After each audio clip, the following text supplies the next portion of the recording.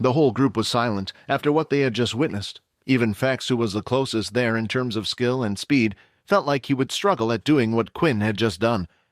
That's confirmed it. He was to be evolving to the next level, but how did it grow so fast, and right in front of my eyes? Fex thought. It was strange, because Fex knew that Quinn wasn't in the vampire noble class. They just had a certain feeling about them. He was very close to breaking through to the next stage. However, Quinn was a little strange. Some of his skills, such as speed and strength, were already at the vampire noble level, but he could tell he hadn't evolved yet. Just how was this possible? This was all because of Quinn's unique situation of having the system while being a vampire. He grew stronger by consuming different types of blood. It allowed his stats to go beyond that of a regular vampire.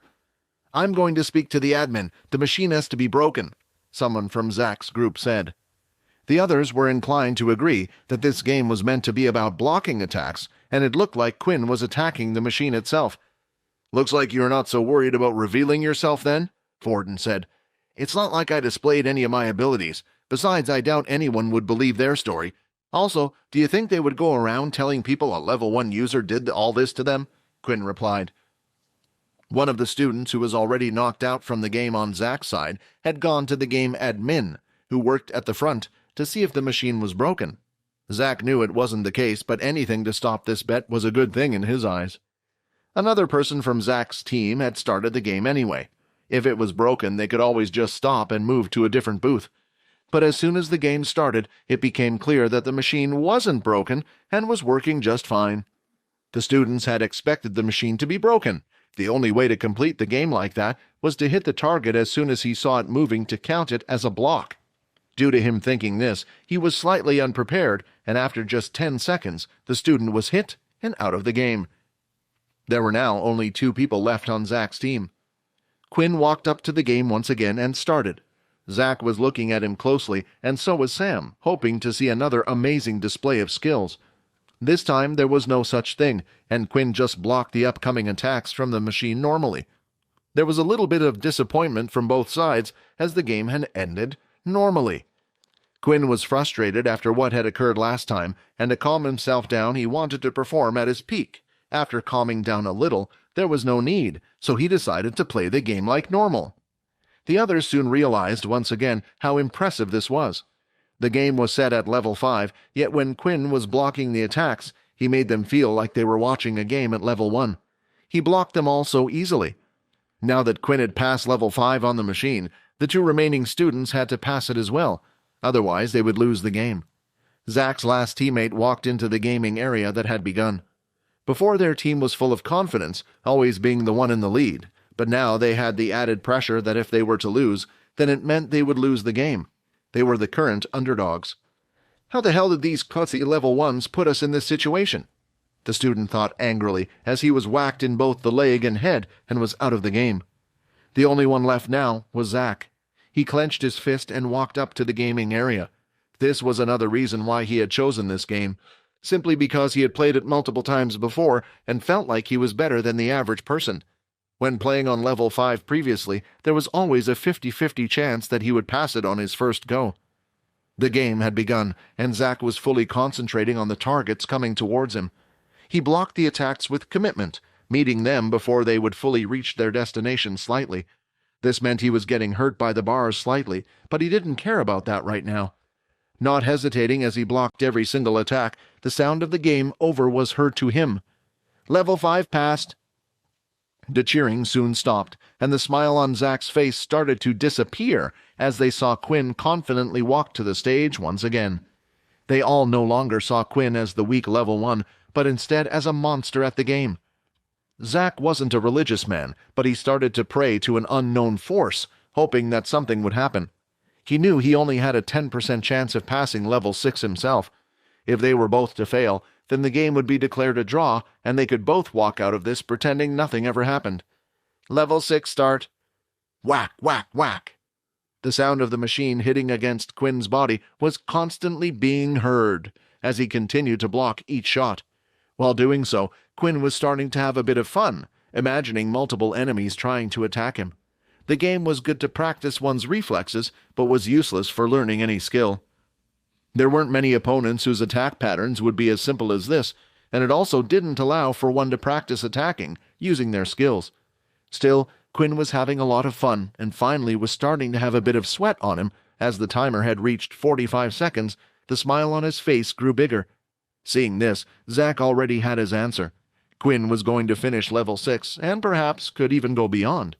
If he wanted to do something, he needed to do it now. Keeping his hand down by his side next to his waist, he opened up his palm and faced it towards the machine. He started to do a type of pulling motion, and suddenly the top section of the machine looked almost still. Inside the machine, the mechanism was being widened up as it was held back by a strange force. Zack had the power of magnetism and was holding back a part of the machine. Then, using all his strength, he released as well as pushing forward, causing the top section to swing out at a great speed. What he didn't expect was the force to be too much, the added power of being held back. With a push of full force, it had reached level 6 speed already, and it caused the top part to fling off. A loud crack was heard as the object disconnected from the machine and flew in the air. "What the—" Quinn managed to move out of the way, but at the same time had stepped out of the circle, causing the game over screen to appear. But that wasn't a concern right now, for the flying object was heading straight for Sam. Both Vorden and Fex had predicted something like this would happen after noticing something strange and had already moved out of the way, but for Sam, it wasn't the same. He was too fascinated and focused on Quinn's performance. From where Quinn was, he wouldn't reach Sam in time, so there was only one thing he could do. Flash step! In an instant, Sam could see a strange style of footwork, causing Quinn to look like he almost instantly teleported from one place to another. Still, Quinn was a little far away, swinging out from his hip. He performed a roundhouse kick and knocked the flying object off to the side. It hit the wall and smashed into tiny pieces away from the others. Thankfully, no one was hurt. "Thank you," Sam said. While saying these words, he looked at Quinn deeply, because in that brief moment he realized something. Both of those moves Quinn had displayed, he felt like he had seen them before. The kick was one of normal Earth martial arts. However, it was performed so clean and fast. But the main thing that he was shocked about was the flash steps. He had seen only one person ever perform it before. The flash step was performed by the player known as Blood Evolver. It couldn't be him, could it? Rather than being shocked about nearly being hit by a flying metal object, Sam was far more concerned about the skill he had just witnessed in front of him, the move that he and Nate referred to as the flash step. This was because whenever they saw the move being used, it did seem like the user would suddenly flash into a different spot.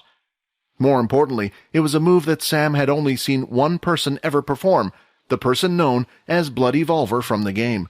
However, just because they had only seen one person perform it, didn't mean only one person knew how to. A teacher most likely needed to teach the person the move, and they most likely taught others. One could come up with a skill themselves, but knowing the information about the Blood Evolver they did know, that seemed unlikely. They knew two things about the Blood Evolver. One was that he was from a military school since they had met on the military gaming servers. The second was that the person was a first-year student. Even if Nate was convinced that this, Larry Steele person was the Blood Evolver, the only evidence he was going on was the fact that he had met these conditions as well as used gauntlets as weapons. Still, Sam didn't have much more evidence himself that the person in front of him was the real Blood Evolver. The only way to find that out was to see the person using their ability. The strange red aura, a powerful, unique ability that had been used to defeat many opponents in the game, including himself. That's why Sam wasn't adamant that Quinn was the Blood Evolver. On his wristwatch, it displayed that he was a level 1 user. There was no way such an ability would be deemed so weak. Then another thought had come to him. The red aura ability was something that shouldn't have been in the game. It was an ability that was unable to be selected in the servers. Yet it could still be used for some reason, and the game devs even confirmed it wasn't a hack. Although many didn't believe this, thinking the game devs were just trying to save face. But what if it was true? Maybe this ability was slightly different from how people knew and measured current abilities. If that was the case, then the watches the military used wouldn't be able to register anything. Sam looked at Quinn once more. He wished he could confirm it right now, but he couldn't. Inside the VR game, players created avatars to be used. So from looks alone, there was no way for Sam to tell that this was the same person, and the same could be said for Quinn. So the two were unable to recognize each other. Sam stood there dazed, thinking about these thoughts. "Hey, are you all right, man?" Fex asked. "I know that thing nearly hit you, but you didn't get hurt, right?" Snapping out of his thoughts, Sam replied, "Yeah, I'm fine. I was just shocked, as you said, that's all." A little before the incident had occurred, one of Zach's team members had gone to the admin room to have a look at Quinn's last match, to see if there was an error in the game. When he had arrived, he had asked the admin to check. They pulled up the previous match on video, and both the admin and the student observed the whole 1-minute video. "So the game was broken, right? You didn't count any of the strikes made to the machine?" the student asked. At first, the admin just sat there and remained silent. The student thought he might have been doing some extra checks in the game, but instead, he was looking at it, amazed. In all of his years working, he had watched countless students play the game, but it was the first time he had seen someone do something like this. "He's amazing," the man said. "This game wasn't broken at all. He managed to hit every section, the second they started to move." The question wasn't whether this was possible or not. There were plenty of people who would be fast enough to do something like this. The real problem the man was struggling with was how. If one was to know the exact pattern of attacks and had it memorized, they could do something like this, but the game was random and didn't always perform the same set of actions. Somehow the student was able to see what was about to move before it moved. The man played the video again, and while doing so, a loud crash was heard outside of the room. It was the sound of Quinn kicking the top of the compartment of the machine into the wall. The two of them left immediately to have a look at what was going on outside. The game wasn't quite over yet, at least not in the mind of Quinn and his group. Because Quinn, Vorden, and Fex weren't exactly stupid, they knew something must have happened.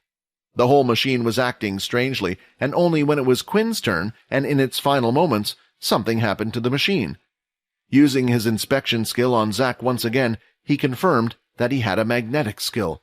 He must have tampered with the game. "Well, it looks like the machine broke. Good thing no one got hurt, huh? Why don't we just call this one a draw? You keep your armor there, and I'll keep my crystal. It was a fun little game, wasn't it?" When saying these words, Zach's heart was beating faster, and looking at those in front of him, it started beating even more quickly. Not only was Quinn giving him strange stares, but the other two boys next to him were as well. The look in their eyes was no less frightening than Quinn's. What's wrong with these guys? Vorden wanted to say something and prepared himself a speech while the others were playing, but when he saw Quinn stepping forward, he realized there was no need for him to say anything. "First, you try to take my armor from me forcefully. Let me guess, it's because you saw we were low levels, right?" Quinn said, lifting and revealing the number on his wristwatch. "Then, you try to pretend to make things fair by playing a game that none of us have ever played before, and when you see we were about to win, you tamper and cheat at the game?" "Cheat?" Zach replied nervously, taking a step back.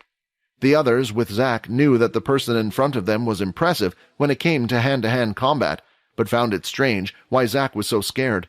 After all, he was only a level 1 ability user. If the two of them were to get into a fight, Zach should be able to wipe the floor with him, they thought. Seeing Zach take another step back angered Quinn even more. He didn't know if it was a game or the fact that he had been starving himself for the last 2 days and a half, but he was getting extremely agitated by the whole thing, more so than he would have done. He was ready to snap. "Stand still!" Quinn shouted in an aggressive voice. For some reason, Zach's body seemed to no longer be in control. He tried his best to move the muscles in his legs. He screamed at his brain, demanding to move his legs to get away from this person. But nothing was working. He was frozen in place. Quinn didn't realize what he had just done, that he had activated the influence skill on its own without using his system, something he had never achieved before. Zach could do nothing as he watched the glowing red eyes of the student in front of him. The others were a little too far to see what was genuinely happening. They stood outside the booth and were watching from both sides. One side with Quinn's group on the left, and the other side with Zach's group. Each of their teams stood behind their teammates, which meant Quinn had his back facing against Fex. So even with his excellent eyesight, he didn't know what was going on and was unable to see that the influence skill was currently active. Quinn had never even thought about using the influence skill to get rid of this whole matter. Zach, being a level 6 ability user, usually meant one would have a strong mind and willpower. This wasn't always the case, but more so than not. In the past, something like this would have never worked. However, 2 things had changed since the last time. The first is that Quinn had increased his charm points quite a bit. The second was due to the pressure and frightening things that had happened so far. Zack's mind was very unstable. He didn't quite know what was going on, and because of this, the influence skill had a great effect. "You're going to leave that crystal behind and leave this place," Quinn ordered. At that moment, Zack obediently followed, pulling the intermediate crystal from his pouch and placing it on the floor. Soon after, he already left, and the others followed. "Well, that went a lot smoother than I thought it would," Fex said. After picking up the crystal and placing it in his pocket, his mood had calmed down, and his eye color had returned to normal. "Well, that was fun, wasn't it?" he said, facing the others. Seeing this, Vorden felt like Quinn was acting a little bipolar. Just moments ago, his voice sounded like he would snap Zack's head apart, but now he seemed to be over the moon. However, Vorden didn't say anything, as he wasn't the one to talk about a person having mood swings. Just then, the admin man had entered the room. The other student had left to join the others when he saw Zack and them going. "What happened?" the man said with his hands held above his head. The top part of the machine was smashed to bits. It was beyond repair. A whole new machine would need to be ordered. "We should have told those guys to stay behind," said Fex. "Now we're going to get the blame and have to pay for this." The man was about to tear them a new one. He told the kids how they should respect the property that wasn't owned by them, but when seeing the large number in the room, indicating which booth this was, he quickly realized it was the same one from the video. "Did you do this?" the man asked, looking at Quinn. The video that was shown was from the top right. In the video, one was unable to see the face, but could see all the actions performed. The only thing that could be seen as the black curly hair. "Yes, it was me," Quinn replied. "No, you idiot! Why do you have to be so honest? Just say it was the others who ran away," Fex said. "They have the incident on video anyway," Sam said. "On the video, there will be no proof that the others did anything, and would just show Quinn kicking the top part, so it's best not to lie." The students stood there worried for Quinn. The man was quite large, and they were afraid of the consequences they might have to face. "If you need to, I can pay for the machine," Vorden offered. "I can chip in as well," Fex added. "Me too," Sam replied, feeling a little awkward if he didn't offer as well after everyone else had done. But he wasn't rich like the others, and didn't want them to take him up on his offer. The man looked at Quinn. If he was the one in the video, it was expected that something like this might have happened. "You have good friends. Accidents like this can happen. Don't worry about it, and don't let it happen again," the man said. They were shocked at the response, but decided to try to leave as soon as possible and not argue back with the results. There was a good chance that the man might change his mind, so they quickly decided to leave the place. "Make sure I don't see you here again," the man shouted at them with a smile. The four boys were back out at the platform, and the night sky was now fully out. The stairs could be seen above them, and they looked beautiful. Most of the students who were on the platform before had already headed back to their hotel to get some sleep. Although there was no curfew, students were expected to watch the matches that started early in the morning. The group continued to walk in a circle on the platform and reached Sam's hotel. Before parting ways, Sam wanted to get as much information out of Quinn as possible. "You were skillful back there. I can't believe what you did. You know, I feel slightly embarrassed now that I offered to help you when you didn't need it," Sam said, laughing. "Don't worry about it," Quinn said. "You offered to help even though you didn't know us. In this world, there aren't many who would do that." "If you don't mind me asking, how did you do that with the machine earlier? How can you move so fast? Is it something to do with your ability?" Sam asked. Quinn thought a bit about what to say before answering, but he knew he couldn't take too long, otherwise Sam would get suspicious. Still, he didn't see Sam as a bad person, but still couldn't tell him the truth. "I don't have an ability. That's why it shows I'm a level 1. Because of this, my parents trained me on how to fight since I was young. I focused just on using martial arts. I thought if I got good enough and got some decent beast gear, then maybe I can still make it in this world," Quinn explained. "He's getting better at lying. I don't know if that's a good thing, though," Vorden thought. With that, the group continued to talk for a bit before parting ways. Sam headed back to his hotel room, while the others continued to walk to their hotel. "Saying one has no ability is a good way to hide your actual ability. It's a shame you won't be participating in this tournament, Quinn. It would have been able to see you up against Nate," Sam thought. Although he couldn't confirm Quinn was the Blood Evolver, he didn't need to. The main thing was that Sam felt like he had got on well with Quinn. If he were the blood evolver, it would only make things more interesting. There was no rush on his end. There was still a week left to try to find out the truth. Back at the gaming area, the admin who had let Quinn and his group go was in the camera room. He had finished cleaning up the bits and pieces and had closed off the booth to be used by the public. Inside the room, he watched Quinn's video fighting against the level 4 machine again. Every time he watched, he got excited. He also further watched what had happened after the events, seeing that Quinn had saved his fellow teammate and kicked the machine out of harm's way. I was right to not blame them for what happened, he thought. Still, there was another reason why the man had let them go without paying for anything. The video had been cut down, only showing Quinn's actions during the level 4 game. Then, once the video file was downloaded, the man went into one of the students' internal video sharing platforms and clicked upload. A bar started to fill the screen, and the number eventually reached 100%. This video doesn't deserve only to be seen by me, the man said. Soon, all the students in the military base would see Quinn's amazing feat. Arriving at the arena, Silver felt better than she had done in a while. It had been a long month at the Academy military base. She wished to return home but would never do so until she had completed her task. Now that it felt like she was drawing close, her mood was starting to change. As she left the hotel room to head outside, she passed many of the students she had taught. I hope you have a good day, miss. Stay safe. I wish I look as pretty as her when I grow up. The students couldn't help but praise Miss Silver. Although she had been strict in class, her lessons were quite knowledgeable. Her lessons were also enjoyable, as it seemed like when Silver taught, she had no filter. When speaking, she would never sugarcoat her words like the other teachers. In the middle of her class, the boys would often compliment her or ask her about certain subjects. When replying, she would do so bluntly, embarrassing them and speaking what was on her mind. As days went on, the students started to learn what Silver was like, and realized she meant no harm from her words. At first, she found the compliments annoying, but over time, she grew to enjoy the words. When I go back, will Father praise me for doing a good job? She thought. Everything she had done so far was for the family, and she would continue to do so. Yet not even once had her father, the family leader, praised her, unlike here where she heard kind words every day. Before she knew it, she had already left the arena and was just outside on the ground floor.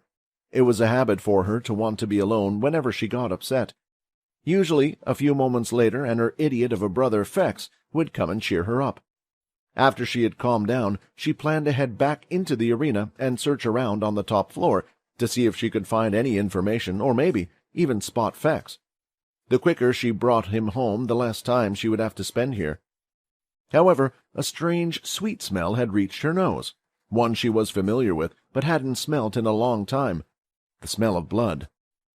Wondering why she would smell the scent of human blood outside, she quickly rushed over to the scene. Eventually, the trail of blood led her to a bald man with a sword by his side. When she saw that no one was hurt, she slowed down her stride and started to walk. The smell was still coming from the direction of the man, and that's when her eyes were glued onto a particular object he held in his hand. It was a metallic flask, but not just any flask. A flask that bore the symbol of the Sanguinist family. Knowing that Fex was at one of the academies, her mind instantly thought the flask belonged to him. The question was, why was this man holding on to Fex's flask that was filled with blood? From his scent alone, she could tell he wasn't a vampire. "Where did you get that flask?" Silver asked. Leo tried to see if he could recognize the voice, but it was not one he knew. He was quite new to the military, so he still hadn't memorized all of the other generals and sergeants' aura or voices either. But if one was able to get into this facility, he had to assume they were a member of staff. Yet, the first question she asked when meeting him was about the flask. Judging by the tone of her voice, she had to be either someone of equal rank or someone above. No student would dare talk to a sergeant like this. "Who are you?" Leo asked. "State your name and rank." Although Leo had spoken, the words didn't process through Silver's mind. She was too concerned with her question. Fex would have never let something so precious fall into the hands of another unless something serious had happened. Did the humans find out about him and kill him? Regardless, The flask was an important piece of equipment that could link the humans to them. She needed to get rid of it. Flicking out one of her fingers, a small piece of string shot out straight, aiming for the flask in Leo's hand. Not wanting to cause a scene, she would take the flask and try to find out more later. The piece of string was so thin, and it was dark outside, making it practically invisible. But before the string could even reach the flask, a slicing sound was heard, and then a short click followed after. The piece of string then fell onto the floor. When looking at Leo, she could see the flask had now been put away into his side pouch, while his hand was on the hilt of his sword. "You cut the string, but how did you see it?" she asked, shocked by what had just happened. But Silver wasn't the only one shocked. He was surprised that the girl was also able to see him move his sword so fast. "I didn't," Leo replied as he pointed to his eyes with his other hand. "Can't you tell? I'm blind." Leo expected at least a chuckle from Silver. Usually, these types of words would at least give him a response. Instead, Silver stood there still like a statue. Not even her expression had changed. When checking out her aura, there wasn't even a little flicker, and still, her aura seemed to be masked. "If you're blind, then I don't have to worry about you seeing my face," she said as she dashed forward. Withdrawing his sword from his sheath, a large pressurized air slice came out from the sword. Sensing the strong power that was just unleashed, Silver knew she needed to do something about it. One moment she was directly in front of Leo, the next she was behind him. Silver struck towards his chest, thinking the whole thing would be over, but as if Leo had eyes on the back of his head, he was able to dodge by ducking down. He then pivoted his foot, spinning his body around while throwing out his blade towards the middle of her body. This time the attack was too fast for her to move. Instead, at just the right time, she opened up her palms and slapped at the sword from the bottom and the top. Using all her strength, she was able to stop the sword just in time. The sword was held in her hands, just a few inches away from her body. From the outside, it looked like neither one of them was moving an inch. But the truth was, they were both using their full strength, but the power was equal, not allowed the other one to budge. "Is this her natural strength?" Leo thought. "I've even activated the beast armor underneath my clothing, and still I can't overpower her." From Leo's ability, he was able to tell if his opponent had high-level beast gear that was currently activated to enhance the user's strength. There was a possibility that the opponent he was fighting against was able to mask their equipment as well, but it was unlikely. The stalemate continued for a while, but both knew this was useless. "Your voice sounds pretty. If it sounded as good as you looked, I might let you win this one," Leo said, hoping to break her concentration for just a second. However, it didn't seem to work. Instead, her eyebrows and face started to scrunch up. She started to concentrate even more, and the top of her forehead started to sweat a little. Silver hadn't run out of options. She still had her many vampire abilities. The problem was quite a few of them required her to look into her opponent's eyes, and that didn't quite work well against Leo. Other than that, the blood abilities would be a dead giveaway and would leave behind a trace. Instead, she chose to push her body even further, ever so slightly. With one of her hands, she carefully positioned her fingers now, so it was held both on top and under the blade. Then, slowly with her other, she let go. Now, Silver was holding back Leo with a single hand, but she knew she couldn't do this for long. With her other hand free, quickly she started to twirl her fingers, and multiple strings started to shout out. The target wasn't Leo himself, but instead they were heading for his pouch. The first set of strings lifted it open, while the next grabbed onto the flask. After slightly moving her finger like a web, she was able to draw it into her hand. "Don't make me come back to kill you," she said, as she quickly fled the scene at an amazing speed. Leo prepared himself to perform another quick set of slashes. If he threw out multiple strikes now, there was a chance one of them could hit her and slow her down. Midway through his attack, though, he stopped himself.